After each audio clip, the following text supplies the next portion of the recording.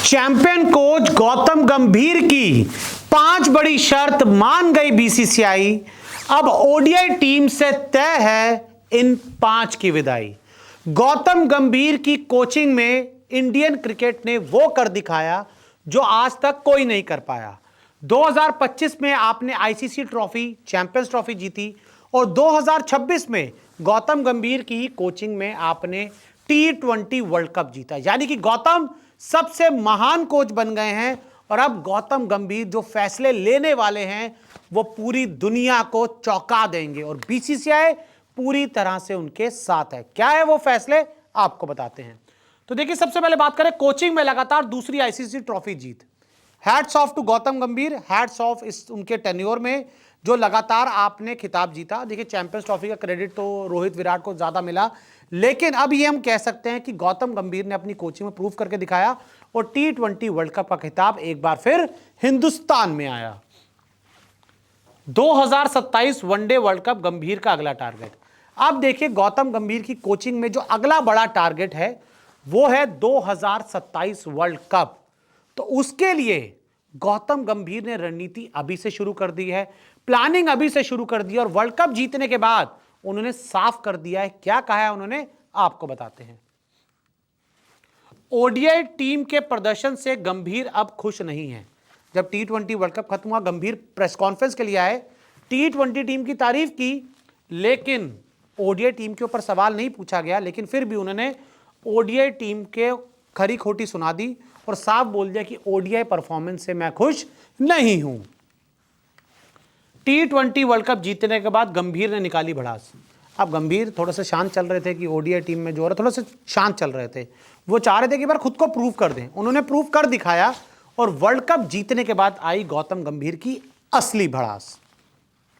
पिछले 3 में से 2 ओडीआई सीरीज हारे हैं गंभीर और गंभीर से पूछा गया कि भाई ओडीआई में तो आपका बड़ा सुनहरा दौर चल रहा है, आप लगातार जीत रहे हो। उसने कहा कौन सा ओडीआई भाई, T20 जीत रहे हैं, ओडीआई हार रहे हैं।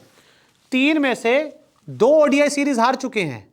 यानी कि गौतम गंभीर ने इशारों में बड़ी बातें कह दी और अब क्या है आगे की प्लानिंग वो जान लीजिए। 5 सीनियर खिलाड़ी अब गंभीर के निशाने पर हैं। जी हां, अब देखिए, यहां से 2027 वर्ल्ड कप का रोड मैप शुरू होगा और अब आपको यहां से बड़े डिसीजंस लेने होंगे।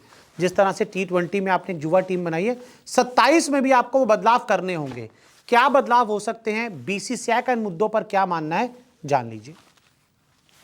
बीसीसीआई से कोच गौतम गंभीर को अब मिल गई पूरी छूट। और साथ ही मैं आपको बता दूं कि जिस तरह से गौतम गंभीर के कोचिंग में 2 साल में 2 आईसीसी ट्रॉफी जीते हो, अब बीसीसीआई ने फ्री हैंड दे दिया कि भाई आप अपने हिसाब से देख लो, हम आपको ना रोकेंगे ना टोकेंगे, आपको जो फैसले लो, हमें बस इसी तरह से रिजल्ट देते रहो।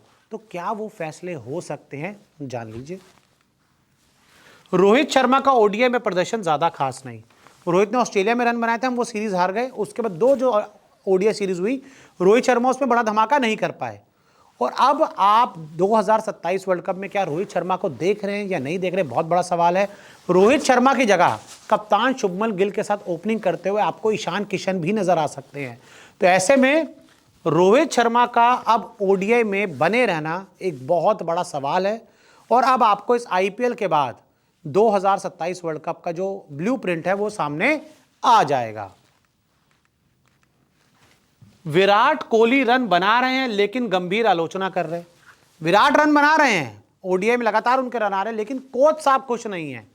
कोच साहब बार बार बोल रहे हैं माइलस्टोन की बात नहीं होनी चाहिए, पर्सनल माइलस्टोन सेलिब्रेट नहीं होनी चाहिए, सीरीज जीत सेलिब्रेट होनी चाहिए, वर्ल्ड कप ट्रॉफी सेलिब्रेट होनी चाहिए और मेरे को ऐसा प्लेयर नहीं चाहिए जो 96 पर हो, 100 पर जाने के लिए 4 गेंदे ले ले। तो ऐसे में वो नाम नहीं ले रहे, लेकिन जिनकी बात हो रही है वो दुनिया को समझ आ रहा है। कोई यहां पर मतलब वो नहीं है कि मतलब सबका दिमाग चलता है कि गौतम अब किस तरफ जा रहे हैं। और अब धीरे धीरे बात यही हो रही है। हालांकि विराट ने तेजी में रन बनाए हैं, अब विराट को बाहर कर पाएंगे कि नहीं, आईपीएल का फॉर्म और आगे ओडीआई का फॉर्म डिपेंड करेगा। मोहम्मद शमी को अब जगह नहीं मिल रही। मोहम्मद शमी 2025 चैंपियंस ट्रॉफी का हिस्सा थे, लेकिन उसके बाद से लेकर अब तक मोहम्मद शमी इस इंडियन टीम में नहीं आ पाए हैं। और अब हम ये कह सकते हैं कि मोहम्मद शमी के लिए तो पूरे दरवाजे बंद हो गए, क्योंकि आपके बुमराह हैं, सिराज हैं, अर्शदीप है, हार्दिक पांड्या हैं, फिर हर्षित राणा भी हैं। तो ऐसे में आपकी तेज गेंदबाजी भी ठीक नजर आ रही है। तो ऐसे में शमी के लिए भी दरवाजे बंद हैं। केएल राहुल की जगह ईशान किशन को मौका, अब क्वेश्चन मार्क ये सवाल है। अब विकेट कीपर तो आप एक ही खिलाओगे, क्या आप ऋषभ पंत को लाओगे? मुझे उनके ऊपर डाउट है। क्या संजू सैमसन को लाओगे? वो आप ला सकते हो, उनको आप ओडीआई टीम में कहीं जरूर गौतम जरूर फिट करना चाहेंगे। और केएल राहुल की भी अब एज हो रही है, और ऐसे में ईशान किशन बहुत अच्छे लेवल का क्रिकेट खेल रहे हैं, बहुत फियरलेस क्रिकेट खेल रहे हैं। तो ऐसे में ईशान किशन भी अगर टीम में आ जाए तो आप चौंकिएगा नहीं। और फिर रविंद्र जडेजा बाहर, अक्षर पटेल इन क्वेश्चन मार्क।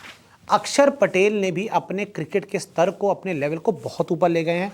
चाहे T20 वर्ल्ड कप 2024 की बात करें, चाहे 2026 की बात करें, अक्षर पटेल ने भी इन दोनों वर्ल्ड कप को जिताने में बहुत इंपॉर्टेंट रोल निभाया। तो ऐसे में अब इनको भी ओडीआई में परमानेंट जगह मिलनी चाहिए। तो देखिए ऐसे में अब गौतम गंभीर पूरी तरह से फ्री हैंड है इस इंडियन क्रिकेट में। वर्ल्ड कप जिताने के बाद उनका अगला टारगेट 2027 वर्ल्ड कप है। तो ऐसे में बीसीसीआई की तरफ से उनको खुली छूट है, और अब उनका अगला टारगेट धीरे धीरे धीरे ओडीआई में भी युवा प्लेयर्स को लाने का हो सकता है। ये पूरा मेरा मानना है इस मामले पर। आपका क्या मानना है? आपके हिसाब से ओडीआई टीम क्या होनी चाहिए? कमेंट करके जरूर बताएं।